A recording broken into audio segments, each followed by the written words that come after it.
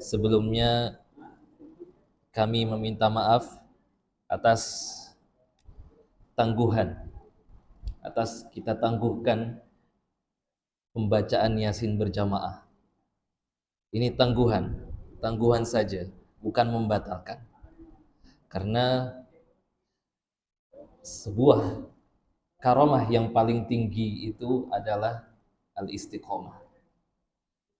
Kalau ada orang bisa terbang, kalau ada orang bisa berjalan di atas air, janganlah kau terkejut. Janganlah kau langsung anggap itu adalah seorang waliullah. Tak.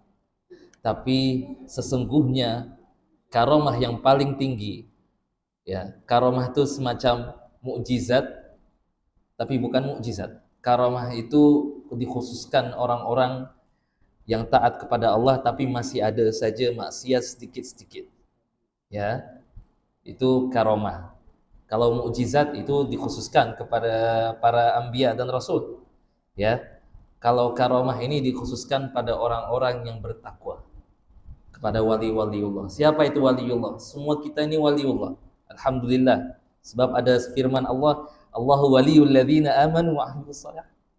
Allahu waliyul ladzina amanu. Nah, maka itulah kita dianggap wali juga. Ya. Dan wali yang paling tinggi derajatnya adalah wali yang beristiqomah. Sebab ada sahabat bertanya kepada Rasulullah, "Ya Rasulullah, katakanlah satu kata saja, saya tidak tanya lagi kepada orang lain kecuali engkau ya Rasulullah. Satu saja." Dia nak metode atau manhaj Islam, ya, seringkas mungkin. Dia cakap apa Rasulullah? "Qul amantu billahi tsumma istaqim." Katakanlah saya beriman kepada Allah tapi istiqomah.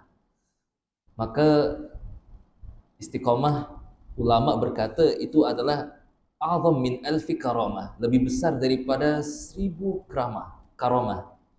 Ya, itu dengan istiqomah. Jadi ada orang tengah kerja, dia tidak sempat membaca Yasin malam Jumat. Ya dia tangguhkanlah habis Isya, ya, sebelum dia tidur, macam itulah.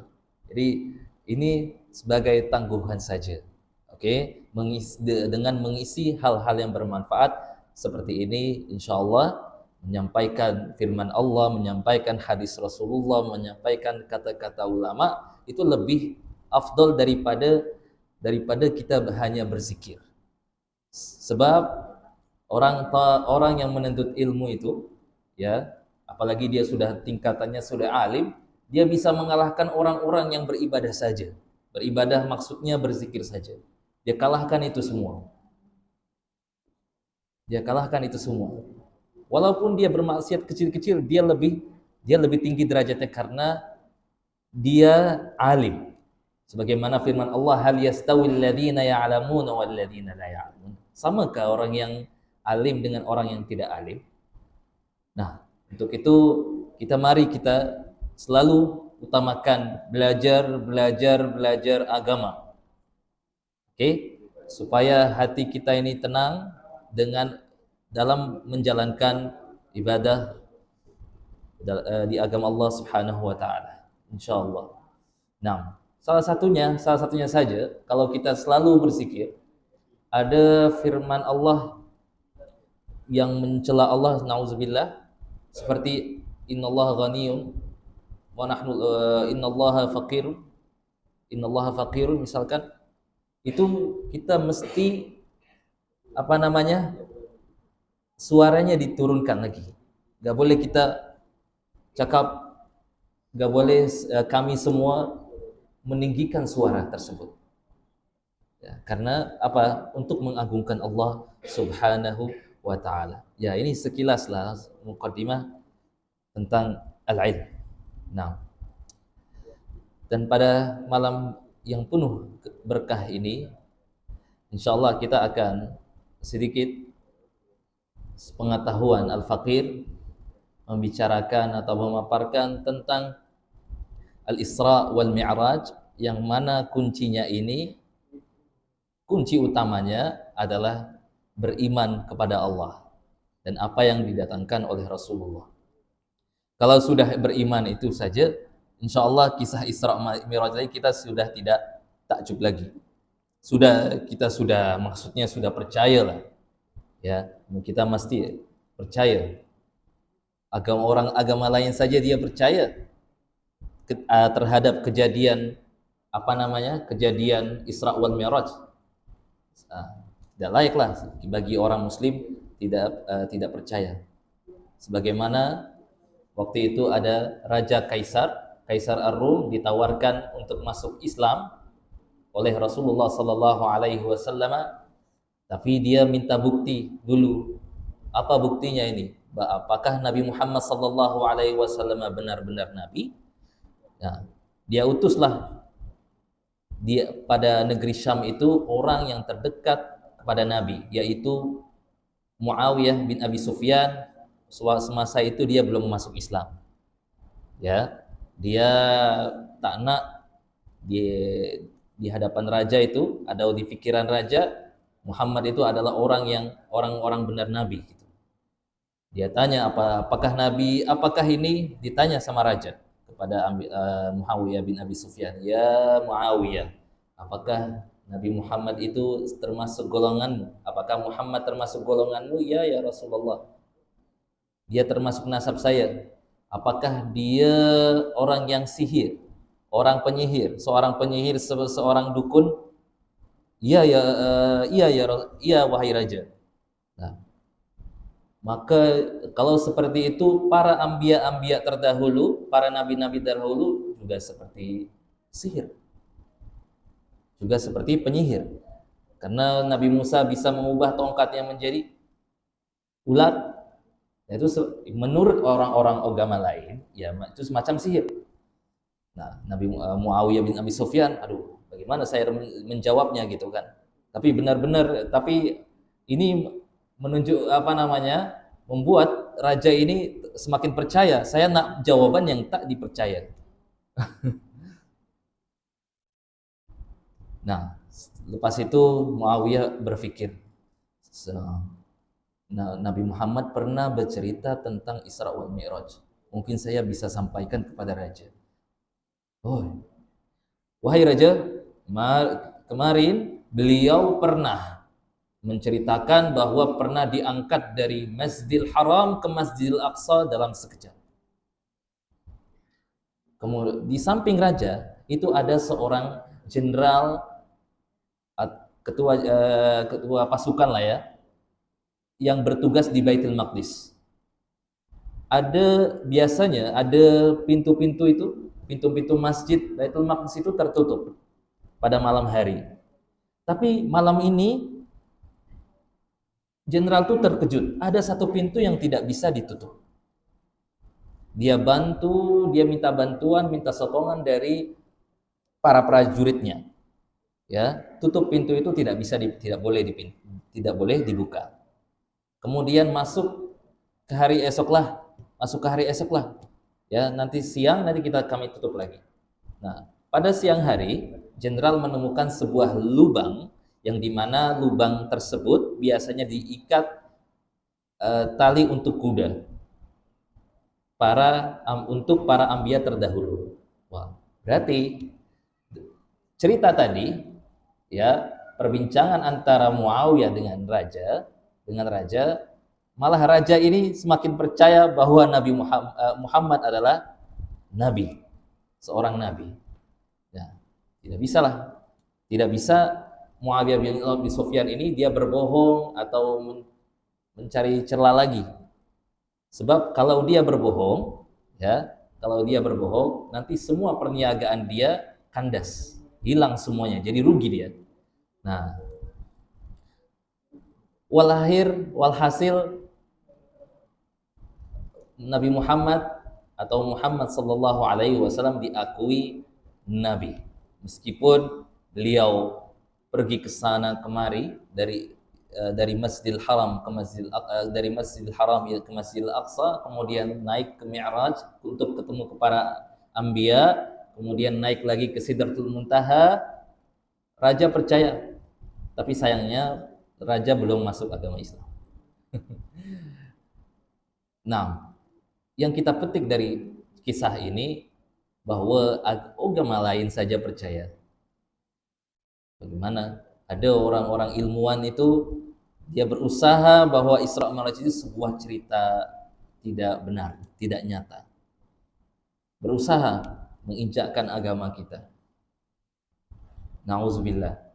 Jadi kita mengingatkan atau dalam memperingati Isra wal Mi'raj ini sebuah hadiah kita kepada Nabi Muhammad sallallahu alaihi wasallam, karena bagi Nabi Muhammad ini malam Isra wal Mi'raj itu adalah malam yang termulia bagi beliau ketika beliau Isra dan Mi'raj. Ya. Kalau bagi umatnya, bagi umat Nabi Muhammad seperti kita ini, dalam kitab ulama, afdalul layali, malam yang termulia bagi umat Nabi Muhammad adalah malam lahirnya baginda Nabi Muhammad sallallahu alaihi wasallam. Selepas itu baru malam Lailatul Qadar. Sebab kalau tidak ada Nabi Muhammad, tidak ada Lailatul Qadar. Begitulah kenapa ulama menyimpulkan bahwa Maulid Nabi, kelahiran Nabi itu hari yang termulia. Begitu. Sallu ala Nabi. Allahumma salli wa sallim wa barik alaihi wa ala alihi. Kita mesti bersalawat banyak, apalagi malam Jumat ini. Ya, karena salawat ini dia murah rezeki. Ya, menggugurkan dosa banyak sekali, apalagi di bulan Sya'ban ini. Di bulan Sya'ban adalah merupakan turunnya ayat innallaha wa malaikatahu yusalluna 'alan nabi ya ayyuhalladzina amanu sallu 'alaihi wa sallimu taslima. Itu turun pada bulan Sya'ban.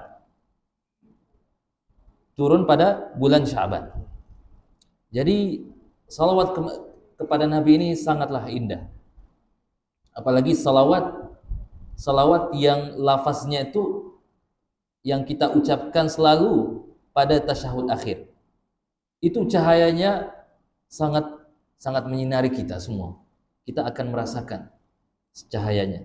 Kalau kita percayalah, kita percaya, kita ikhlas, kita sayang kepada Nabi Muhammad SAW. Apalagi memperingati hari-harinya ini, ya orang kalau punya hari jadi dirayakan sama orang-orang sekitar, dia senang lah ya.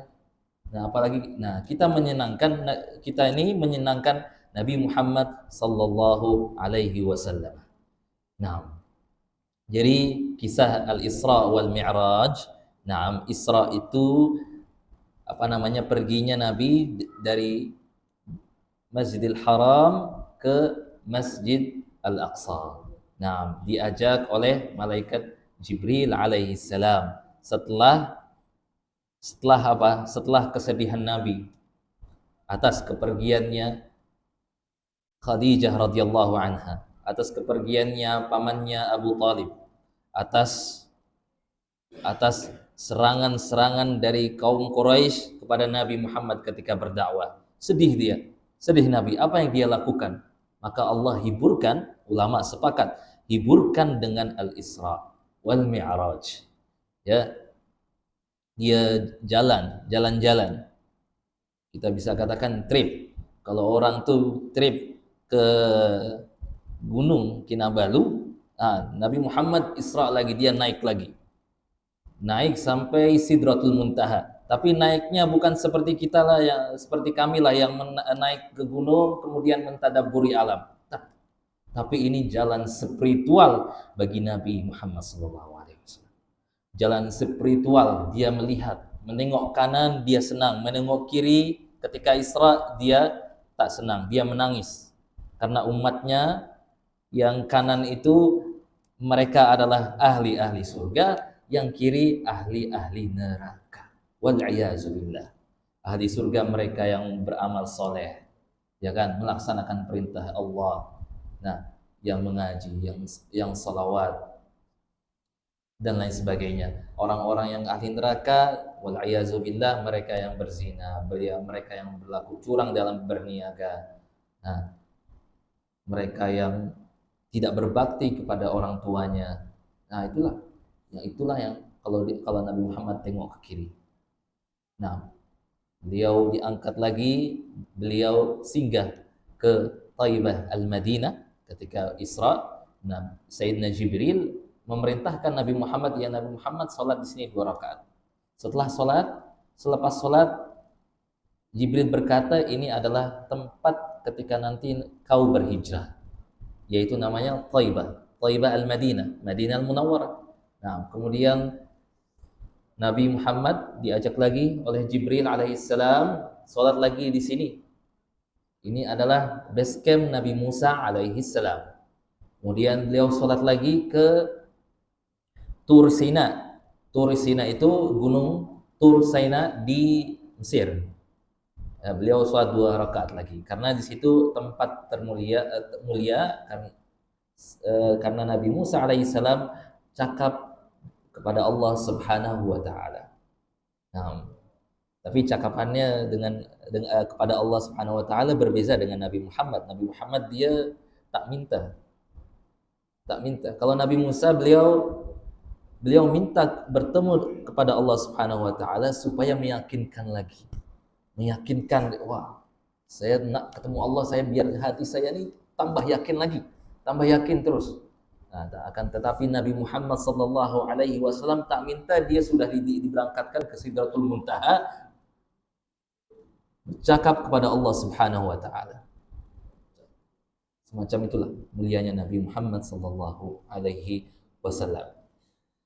Selepas itu ada riwayat yang mengatakan bahwa di Baitul Maqdis itu Nabi Muhammad menjadi imam daripada anbiya semua.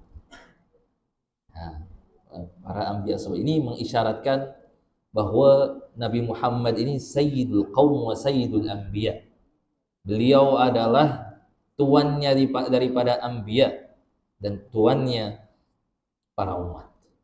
Nah, lepas itu beliau dimi'rajkan ke para anbiya yang 7 tuh. 7 anbiya beliau kunjungi.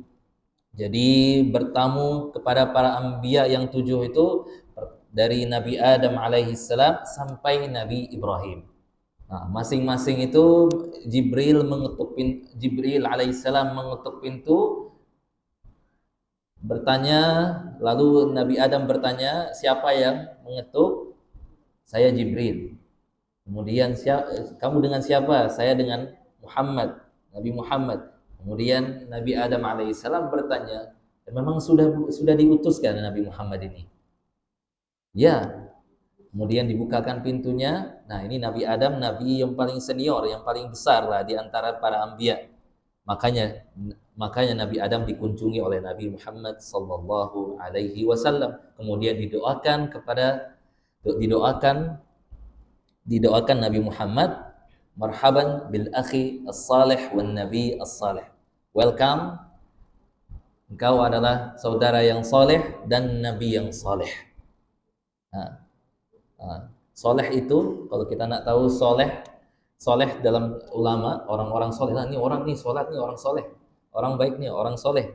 Ada orang cakap itu, soleh. Artinya apa? Artinya baik. Tapi ulama mengatakan as-salih huwa man yastawfi huquq Allah wa huquq al-ibad. Orang soleh adalah yang memenuhi hak-hak Allah dan memenuhi hak-hak manusia. Jadi dia tidak sholat sahaja karena dia memenuhi hak Allah, tapi terhadap manusia dia berakhlakul karimah, dia melunasi hutang, ya kan? Dia melaksanakan perintah-perintah Allah semacam warisan. Ya, ini juga termasuk hukuk-hukuk atau hak-hak manusia, ya kan? Hak dicampur dengan hak-hak Allah. Nah, kalau kita memenuhi 2 hak itu, hak manusia dan hak Allah, maka insya Allah bisa kita dikatakan engkau adalah orang yang saleh. Amin, Allahumma amin. Mudah-mudahan kita menjadi orang-orang yang saleh. Nah, selepas itu Nabi Muhammad diangkat lagi, dimi'rajkan lagi, selanjutnya ke Nabi Isa. Jadi ada beberapa nabi, ada 7 nabi. Sampai Nabi Ibrahim. Kenapa ke Nabi Isa? Karena Nabi Isa nabi yang terdekat masanya dengan Nabi Muhammad sallallahu alaihi wasallam. Karena sebelum Muhammad Isa. Nah, itulah kenapa dikunjungi Nabi Isa. Padahal ada 25 nabi, ya kan? Yang wajib kita ketahui adalah ada 25 nabi. Nah, ada Nabi Nuh, Lut, Sulaiman. Nah, kenapa mereka tak dikunjungi? Ya kita mengimani aja. Kita mengimani karena memang seperti itulah Allah Subhanahu wa taala sudah takdirkan. Allah faddala wa tilka rusulu faddalna ba'dahum 'ala ba'd. Ya kan firman Allah itu. Nah, itu ada para rasul itu diutuskan. Memang seperti itulah. Kita lebihkan orang ini derajat posisinya di atas, ini merendah sedikit lah. Merendah sedikit. Jadi kita juga semacam itu. Ada orang kaya, ada orang biasa, ada orang rendah sekali.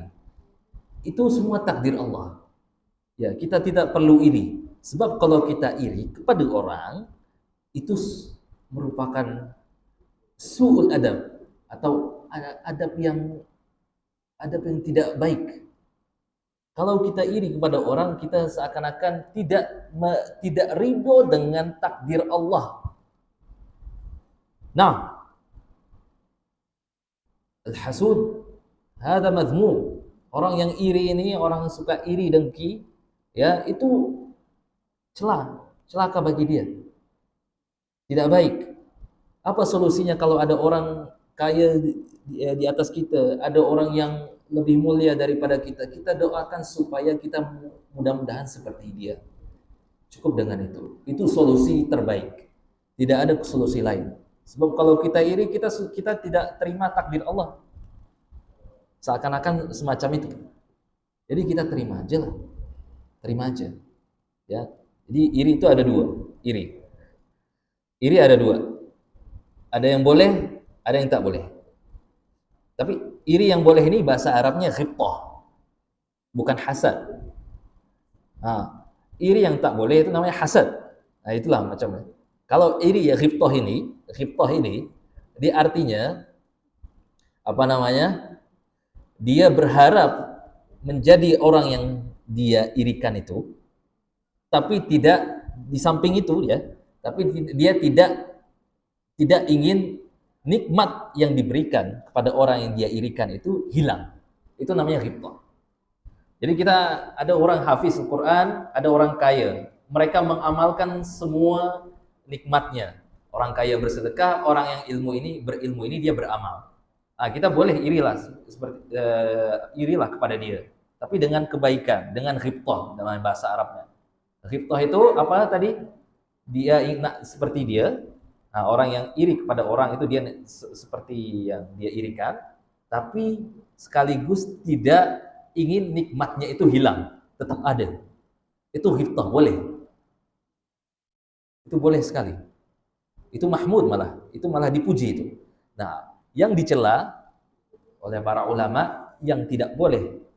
Yang tidak boleh itu adalah kita hasad kepada orang, yaitu kita berkeinginan bahwa nikmatnya itu dihilangkan. Dia rugi, biarlah rugi. Saya nak dia rugi saja orangnya itu. Wala'iyazubillah.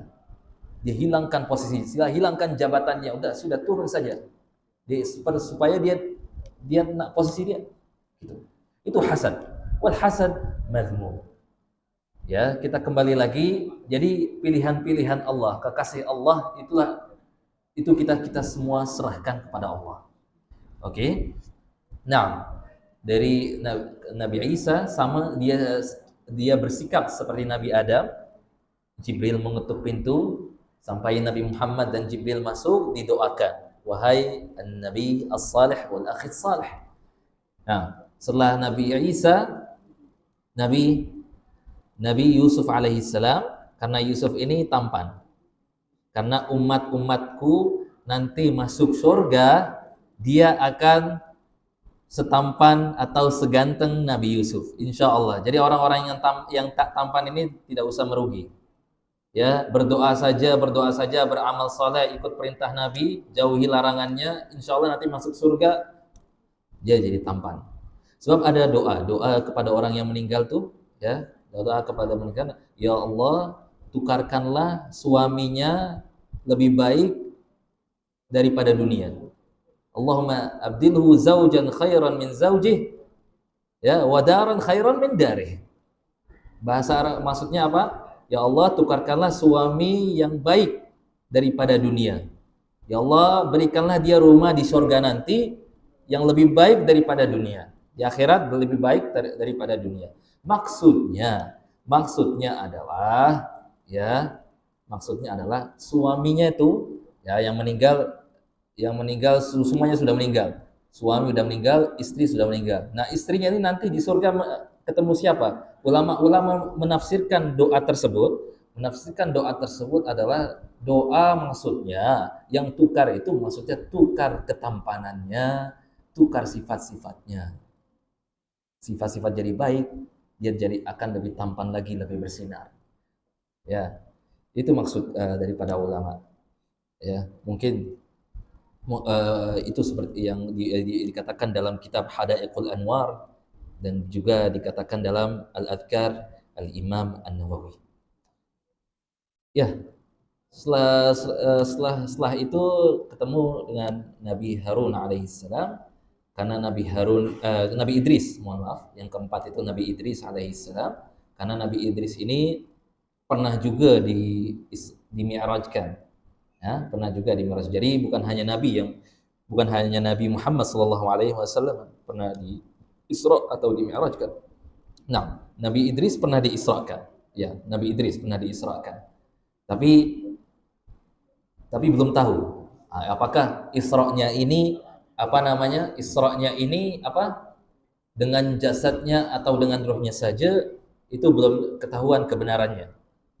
Ya, artinya masih ada ikhtilaf antara ulama. Yo. Tapi Nabi Muhammad sallallahu alaihi wasallam, ulama sepakat bahwa dia diisrakan, dimi'rajkan itu dengan ruhnya dan jasadnya, tanpa ada perdebatan antara ulama. Nah, kalau ada perdebatan antara ulama, dia diangkat dengan ruhnya saja, itu sedikitlah, ditentang langsung dengan ijma'ul ulama, kesepakatan ulama. Nah, inilah fadilah atau kemuliaan untuk Nabi Muhammad sallallahu alaihi wasallam, Nabi Idris, kemudian Nabi Harun alaihi salam, karena beliau yang terdekat kepada Nabi Musa, karena karena yang dekat orang Nabi Musa, ya, karena saudaranya, dan dia juga dekat, ya, dan dia juga dekat karena orang yang mulia berdekat dengan orang yang mulia, insya Allah akan mulia. Sebagaimana disampaikan oleh Nabi Muhammad SAW, kalau kita nak tahu sifat seorang itu, ya, kita tengok kawannya. Kalau kawannya baik, insya Allah dia orang baik. Kalau kawannya tidak baik, dia tidak baik. Sabda Nabi, al-mar'u ala dini khalili. Jadi orang itu barometernya atau sifatnya terlihat dengan siapa dia bersahabat. Nah, Nabi Harun dapat kemuliaan Nabi Musa. Nabi Musa juga dikunjungi oleh Nabi ketika Mi'raj. Kenapa? Karena Nabi Musa pernah bercakap kepada Allah Subhanahu wa taala, tapi tidak sama dengan Nabi Muhammad.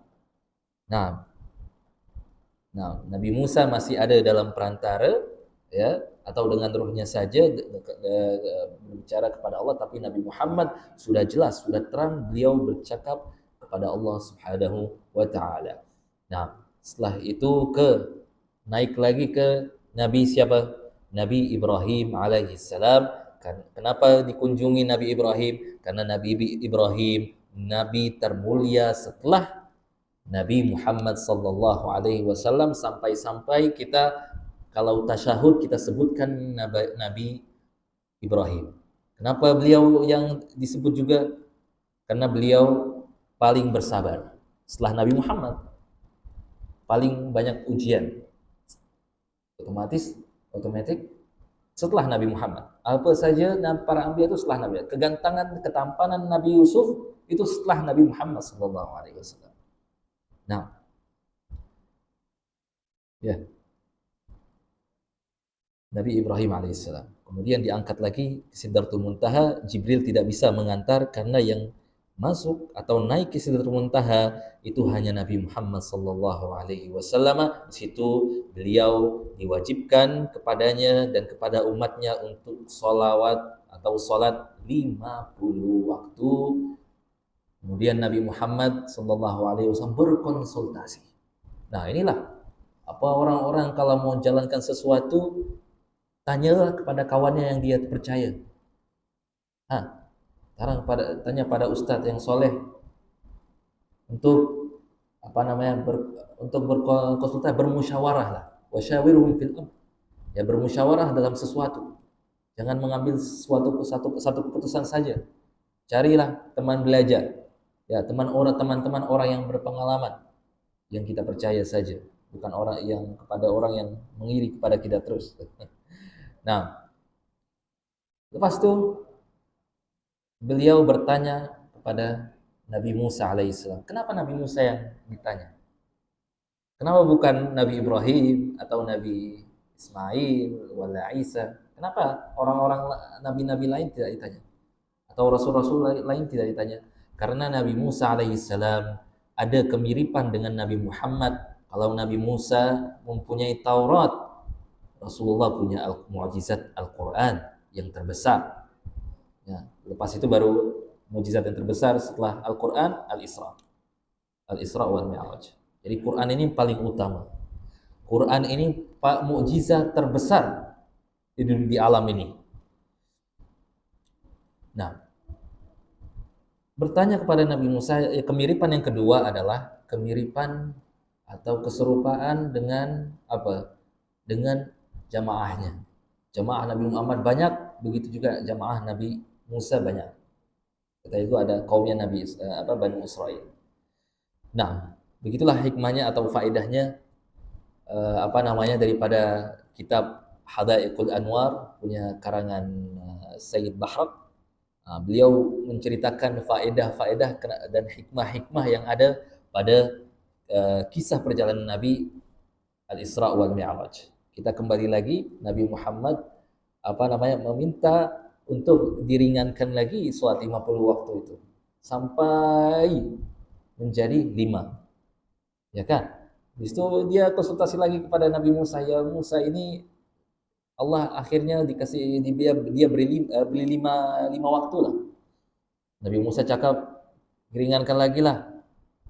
Kemudian Nabi Muhammad berpikir, dia malu lagi kalau dia tanya lah, dia ringankan lagi. Saya sudah berapa kali sudah berhadap Allah untuk diringankan. Setelah dikasih 5 waktu, beliau malu kepada Allah. Jadi ini menandakan serahannya Nabi Muhammad kepada Allah itu sangat. Sudahlah. Maka cocok kepada Nabi ini, dia dapat sertifikat al-ubudiyah. Nah, dalilnya adalah subhanalladzi asra bi'abdihi lailan minal masjidil haram ila al-masjidil aqsa. Ya kan? Maha agung Allah. Ya, yang mengisrakan hambanya. Jadi dia dapat status apa? Hamba. Kalau udah dapat status hamba ini berarti bertanda dia ini taat kepada tuannya. Nah, yang dimaksud ini beliau taat kepada Rabbnya, Allah Azza wa Jalla. Ya kan? Nah, orang yang taat insyaallah dia layak menjadi Abdullah. Tapi kalau dia mendekati larangannya, kemudian dia tidak bertaubat, kita manusia, ada saja kita bermaksiat, ya sedikit-sedikit, mungkin saja ada orang yang banyak, ya kita bertaubatlah pada Allah Subhanahu wa taala. Nah, ya itu subhanalladzi asra bi'abdihi lailan minal masjidil haram ila al-masjidil aqsa. Nah, itulah firman Allah bahwa Al-Isra wal Mi'raj ini benar-benar ada dan kisahnya nyata. Nah, selanjutnya Nabi Muhammad turun kembali lagi ke Masjidil Aqsa, kembali lagi ke Masjidil Haram. menghadapi kaum-kaum Quraisy. Ceritalah kepada kaum Quraisy. Tidak ada yang percaya. Kecuali yang paling percaya adalah Abu Bakar As-Siddiq. Maka beliau berhak mendapatkan gelar As-Siddiq. Nah, kalau kata Abu Bakar, kalau ada kisah yang lebih menakjubkan lagi daripada Isra Mi'raj ini, saya pun tetap percaya saja. Nah, inilah serahan Sayyidina Abi Bakar alaihi salam radhiyallahu anhu. Abi Bakar radhiyallahu anhu, bukan alaihi salam. Jamaah yang kami muliakan, sedikit lagi kita akan menghadapi Ramadan, tapi sebelumnya itu ada Syawal. Sebelumnya ada Sya'ban, mohon maaf. Sya'ban merupakan bulan yang dilalaikan oleh umat Islam. Makanya Aisyah cakap, "Ya Rasulullah, saya melihat engkau berpuasa pada bulan Sya'ban tidak seperti bulan-bulan yang lain." Kata Aisyah seperti itu. Ya, karena Sya'ban itu adalah hari-hari lalainya manusia. Setelah kita menghadapi Rajab, Syahrul Haram, syahr-syahr Allah, Sya'ban itu merupakan, kata Nabi Muhammad, itu bulan saya. Ramadan itu bulan umat saya. Jadi Sya'ban itu kenapa orang lalai? Sebab dia akan menghadapi bulan Ramadan yang dimana pintu surga akan dibukakan sangat luas. Ya, karena orang berpikir setelah ini kita akan bertaat sepenuhnya, Sya'ban ya bolehlah kita lalai sedikit. Bolehlah kita jalan-jalan. Bolehlah kita lakukan yang haram, wal'iyazu billah. Wal'iyazu billah. Nah, makanya Sya'ban ini bulan yang mulia juga. Bulan yang mulia. Kenapa? Untuk memuliakan bulan Ramadan. Makanya Nabi banyak berpuasa pada bulan Sya'ban supaya menta'zimkan, supaya bersiap-siap atau pemanasan bulan Ramadan, yang mana bulan yang paling suci. Di situ terdapat Lailatul Qadar. Nah, makanya jadi bulan Sya'ban ini bulan mulia sebab diturunnya ayat Innallaha wa malaikatahu yusalluna 'alan nabi ya ayyuhalladzina amanu shallu 'alaihi wa sallimu taslima. Yang kedua, turunnya ayat qad nara taqalluba wajhika fis sama' falanwalliyannaka qiblatan tardaha. Pada bulan Sya'ban ini terdapat sejarah kiblat berubah dari Masjidil Aqsa ke Masjidil Haram, dan itu Nabi tidak minta kepada Allah. Apa saja Nabi ini tidak minta, tapi Allah langsung yang kasih. Ya kan? Kalau Nabi Musa dia nak bercakap kepada Allah, dia minta. Nabi tidak minta. Wala sawfa yu'tika rabbuka fatarda. Nah, ketika beliau menghadapi langit, arahnya itu ke Masjidil Haram. Kemudian Allah Subhanahu wa taala melihat Nabi Muhammad terus sampai diturunkan ayat qad nara taqalluba wajhika fis sama. Allah itu melihat bahwa engkau ini Nabi Muhammad, kamu melihat melihat langit itu kamu menghadap Masjidil Haram. Maka Allah langsung ubah kiblatnya dari Masjidil Aqsa ke Masjidil Haram. Nah, itu kemudian Aisyah terkejut. Wahai Nabi, apa yang kau inginkan tuh langsung tercapai. Langsung tercapai. Sallu ala Nabi. Allahumma salli wa sallim wa barik alaihi. Jadi perbanyaklah salawat. Orang yang banyak bersalawat, ya, orang yang membaca hadis-hadis Nabi, insyaallah dia akan dekat kepada Rasulullah, karena tidak ada jalan lain lah untuk berdekat kepada Nabi. Kalau sahabat itu dia dekat dengan Nabi karena mereka bisa nengok, langsung percaya. Ya kan? Hani'an, sampai-sampai Ibnu Hajar Al-Asqalani dia cakap dalam baitnya tuh, hani'an li ashabi khairil wara. Beruntunglah orang-orang sahabat, karena apa? Karena dia langsung jumpa kepada Nabi. Wa tuba liman hafiza athar. Terus bait selanjutnya, syair selanjutnya cakap wa tuba liman hafiza athar. Beruntunglah orang yang menjaga hadis-hadisnya. Ini maksudnya siapa? Orang yang nak dekat atau orang yang sudah dekat dengan hadis Nabi Muhammad sallallahu alaihi wasallam. Dalam akhir bait dia cakap falamma hurimna bidhiqa aini, ketika kita sudah tidak bisa melihat Nabi Muhammad dengan kasat mata, maka ulama-ulama orang-orang hadis itu akafna ala hifzi atharihi, maka kita beritikaf, maksudnya dia dekat dengan hadis Nabi. Ya, dia cakap qala Rasulullah, senang dia mendengar qala Rasulullah, seakan-akan tuh Nabi hidup. Ya, kalau ada orang cakap qala Rasulullah sallallahu alaihi wasallam, nah ini pewaris Nabi, seakan-akan dia lagi menghadap kepada Nabi. Itu orang-orang yang derajat yang mulia itu.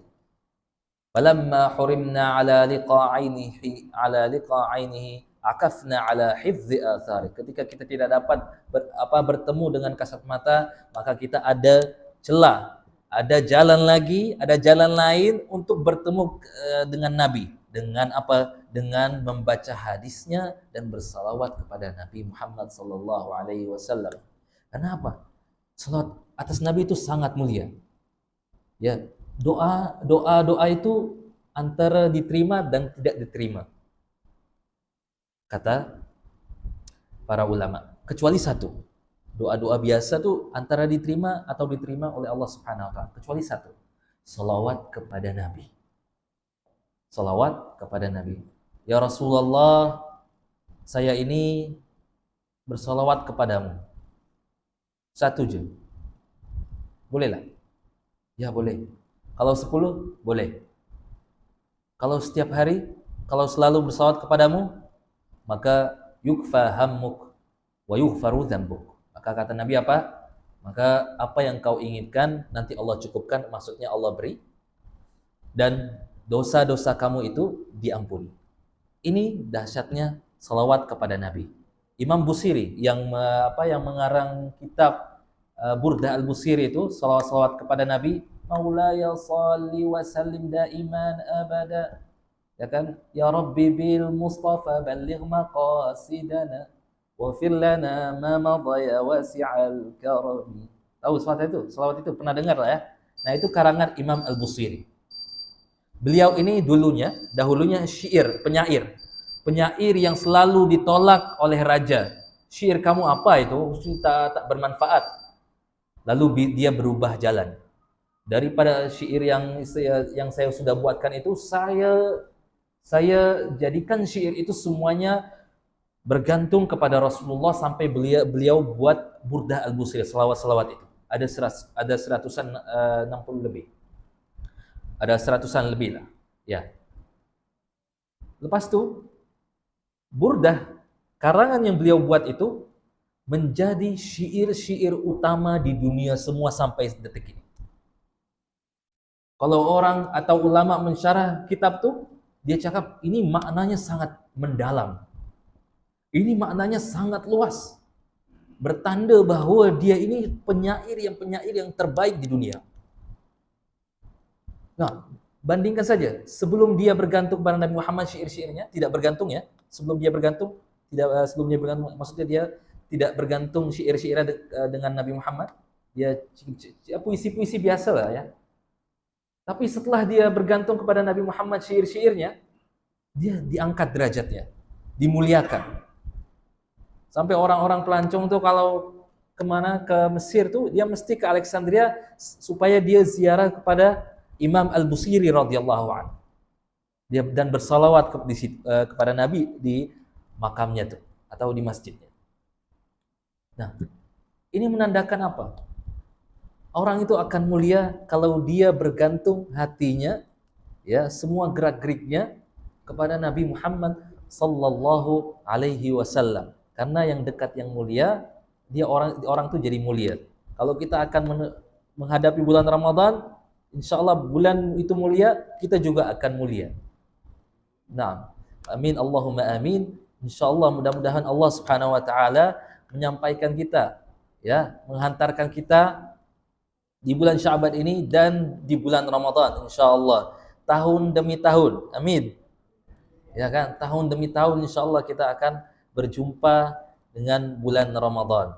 Dan mudah-mudahan Allah Subhanahu wa taala dengan majlis ini kita niatkan Allah Subhanahu wa taala insyaallah memenangkan orang-orang yang di Palestina. Ya, supaya mereka jaya, mereka merdeka dan menghancurkan orang-orang kafir itu. Allahumma ansur ikhwanul muslimina fi Palestina wa fi Gaza wa fi sairil biladil muslimin.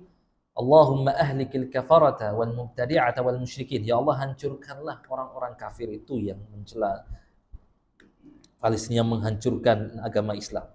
Allahumma ahlikil kafarata wal mubtadi'ata wal musyrikin, dan orang-orang yang musyrik itu.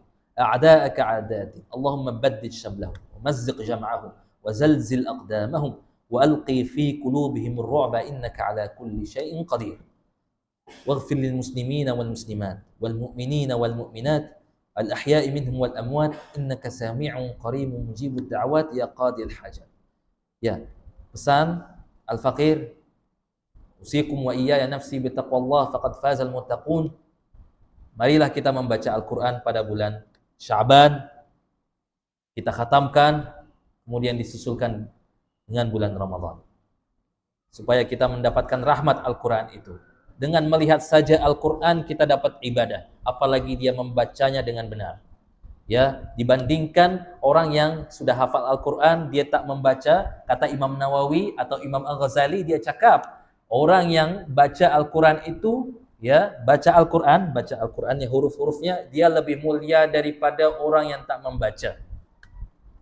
Sebab apa? Dia melihat kalam-kalam Allah dengan fokus, ya kan? Dia tidak sambil mengaji, tidak sambil melihat handphone. Karena itulah ibadah yang itu lebih mulia daripada orang yang menghafalkan saja. Hadza wallahu alam, itu pesan Al-Faqir. Mudah-mudahan ini bermanfaat bagi kita semua, ya, bermanfaat dan bisa kita amalkan.